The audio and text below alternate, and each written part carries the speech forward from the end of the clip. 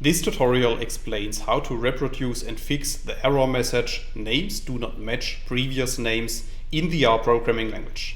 So without too much talk, let's dive into the R code. In this video I will show you an example, and this example is based on the two example data frames that we can create with lines 2 to 6 of the code. So if you run lines 2 to 3 of the code, our first data frame is created, as you can see at the top right. And if you click on this data frame, a new window is opened which is showing the structure of our data frame. And as you can see, our data frame contains 5 rows and 2 columns which are called x1 and x2. And then in lines 5 and 6 we can create a second data frame that is called data2. And if you click on this data frame, you can see that this data frame also contains 5 rows and the columns y1 and y2. So please note that the column names of data1 and data2 are different. Now let's assume that we want to row bind these data using the rbind function. Then we might try to apply the rbind function, as you can see in line 8 of the code. So if we run this line of code, you can see at the bottom in the RStudio console that the error message "error in match names, names do not match previous names" has been returned. And the reason for that is that the column names of our two data sets are different. So in the following two examples I will show you how to fix this error message. And the first approach is shown in lines 10 to 14 of the code. So in line 10 of the code, I'm first duplicating our second data frame because I want to keep an original version of this data frame. And then in line 11, I'm using the colnames function to harmonize the column names of our two data sets. So in this case, I'm assigning the column names of the first data frame to our new data frame data3. So if you run line 11 of the code, the column names of our data frame data3 are updated, as you can see by clicking on the data frame at the top right. And now you can see that this data frame contains the values of the dataset data2 with the column names of the dataset data1.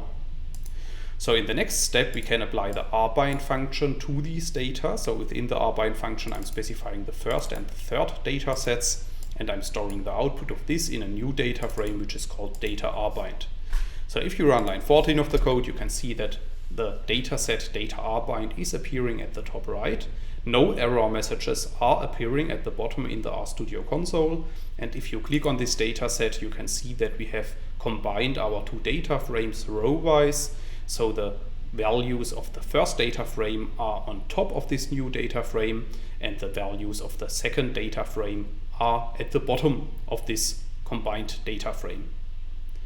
So this is a valid approach in case the values or the columns in the first and in the second data frame have the same content. However, if the column names are different for a reason, then it might be better to use the bind rows function of the dplyr package, and this is what I'm going to show you in the next example. So to use the functions of the dplyr package, we first need to install and load the package, as you can see in lines 16 and 17 of the code. I have installed this package already, so for that reason I'm just going to load it with line 17 of the code. And after running this line of code, we are able to use the bind rows function of the dplyr package, and I'm applying this function to our first data frame and to our second data frame. And I'm storing the output of this in a new data frame that is called data bind rows.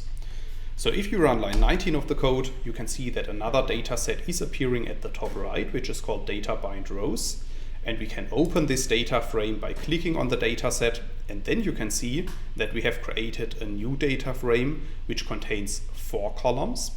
And the 4 columns correspond to the 4 columns in our two input data frames. So the first 2 columns correspond to the columns in the first data frame, and the third and fourth columns correspond to the columns y1 and y2 of the second data frame. And as you can see, we have inserted NA values in the rows that do not correspond to the first or to the second data frame.